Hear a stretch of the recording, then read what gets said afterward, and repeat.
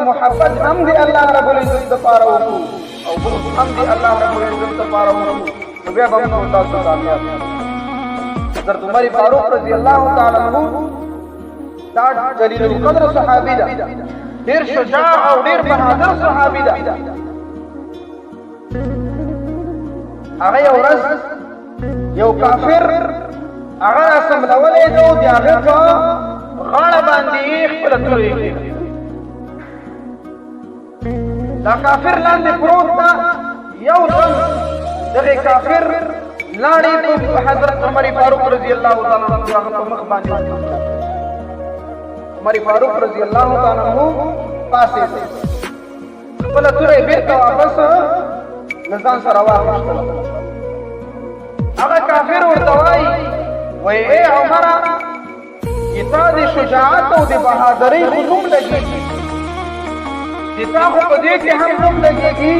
چې یو کافر په غاړه باندې یو کافر په مړی باندې چې تا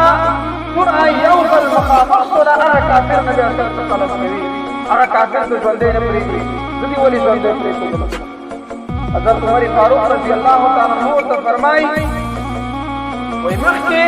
چې ته ما سملولی وې او حلالولی وې او د تا نه مې سر قلم کولو هلته خالص دا کار ما دی الله رب العزت در رضا په خاطر باندې